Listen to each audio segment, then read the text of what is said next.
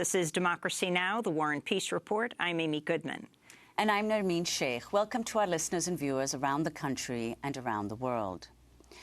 As much of the Midwest faces winter snowstorms and the East Coast faces freezing temperatures this week, many cities have issued weather emergency alerts that allow them to place people who are homeless into emergency shelters. Well, today we talk about a new investigation by The Guardian that looks at how cities struggle to solve the problem of homelessness throughout the year and found many have come to rely on an old solution, a one-way ticket out of town. Relocation programs that offer homeless people free bus tickets to move elsewhere have been around for at least 3 decades.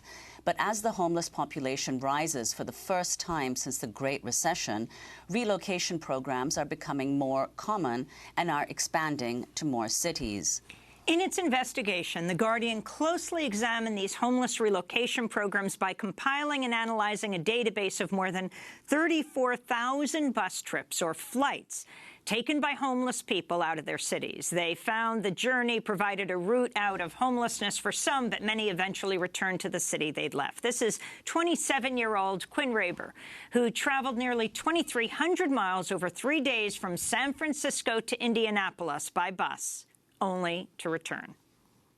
I wasn't expecting to come back to San Francisco as soon as I did, but I knew I was going to end up coming back eventually.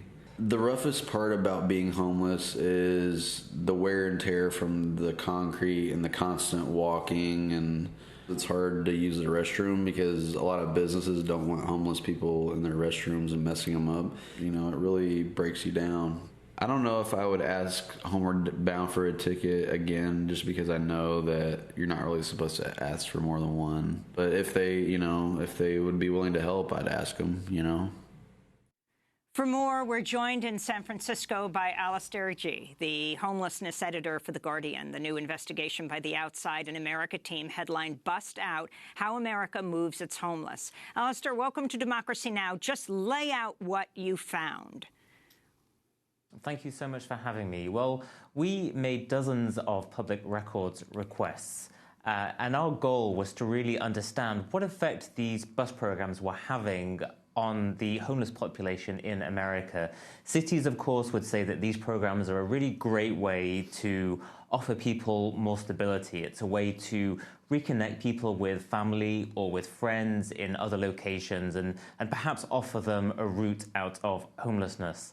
And we found that while in some cases that was certainly what happened, for some people it certainly was a way to greater stability, for others it wasn't quite that simple. We found cases where people simply became homeless at their destination.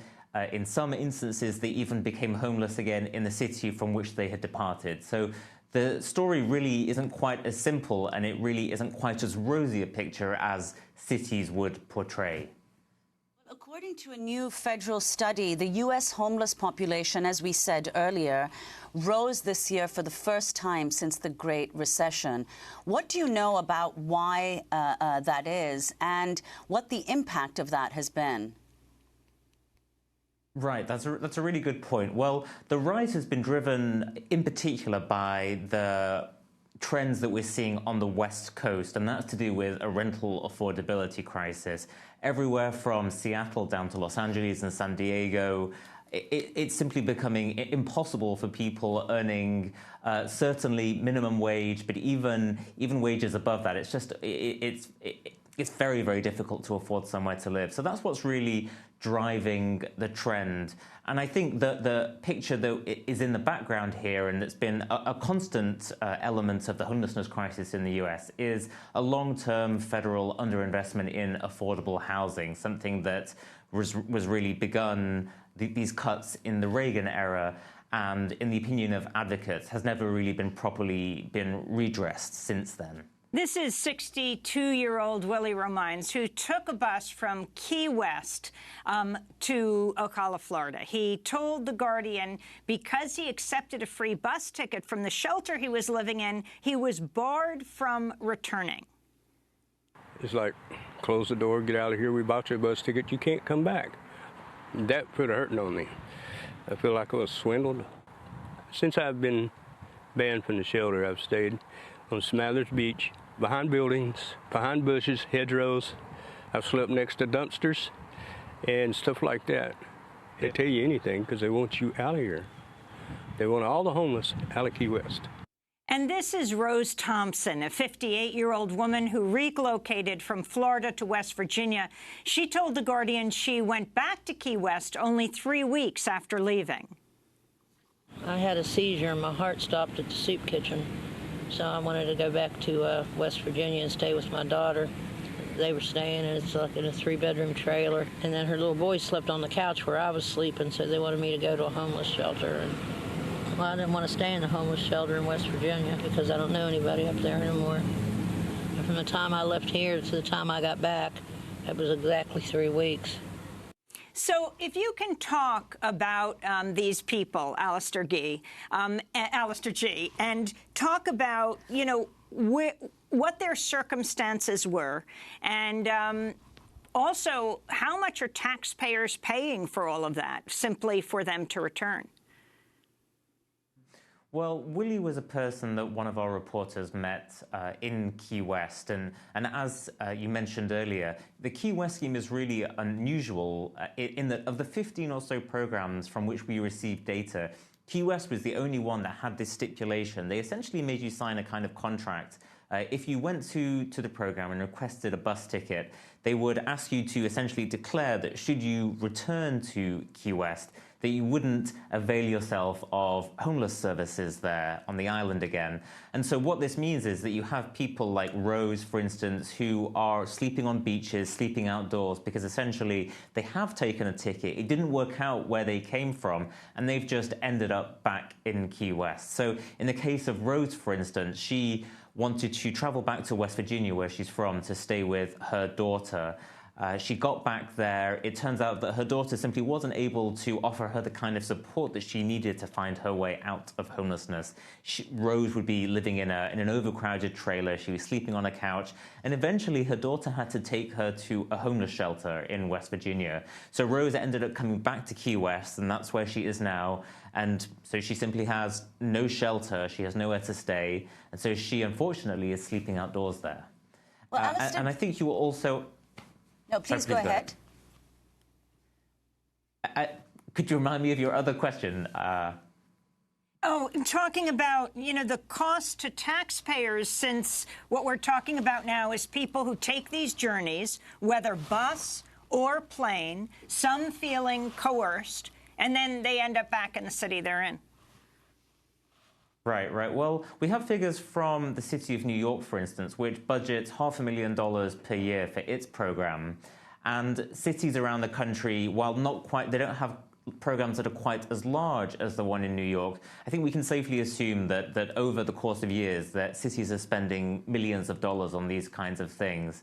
And it's interesting because the efficacy of these programs, while cities would say that these are a good way to help people get out of homelessness, there really isn't very much long-term research that testifies to that. So, for instance, we spoke to the city of San Francisco and requested data from them, and they provided many, many years' data going back to the 2000s. But, for instance, for a 5-year period between 2010 and 2015, when the city offered thousands of people bus tickets and thousands of people left the city could only provide us records showing that it had been able to follow up with only 3 of those people to find out if their situation at the other end had improved.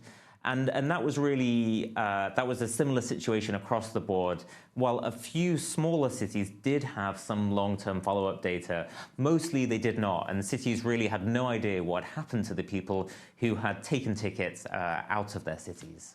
And Alistair, what did you find about the percentage of people who opt to leave the cities they're living in, the homeless people who opt to leave, and those who are in some sense coerced or forced to leave?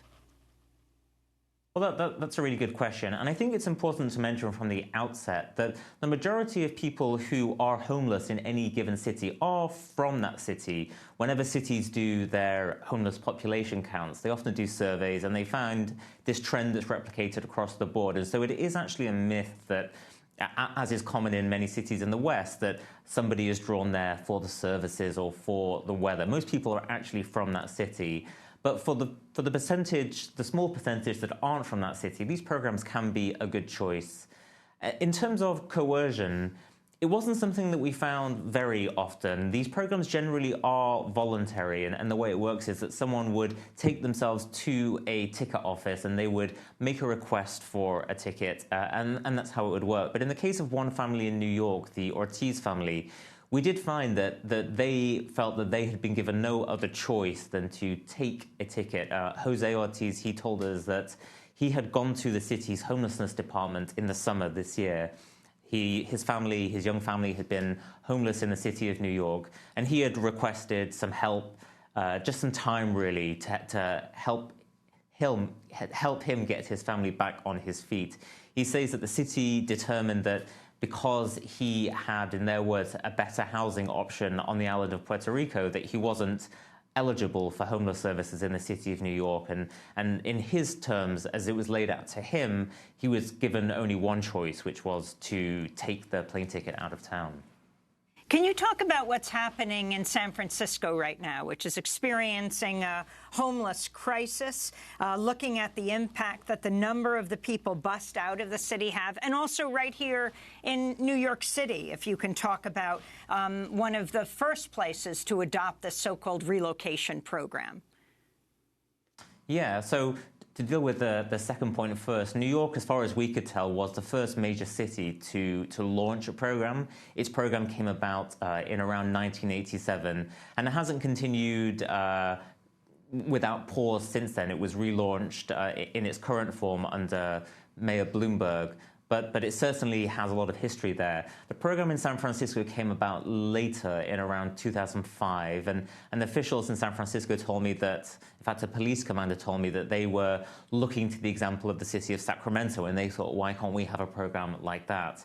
And so the effect, as you mentioned, on San Francisco's homeless population has been quite dramatic. We looked at the homeless counts in San Francisco over many years, and we tried to calculate what the population of the city, the homeless population, would have been had this program not existed.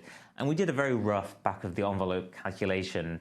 And over the years, around 10,500 people have received bus tickets from San Francisco's Homeward Bound program.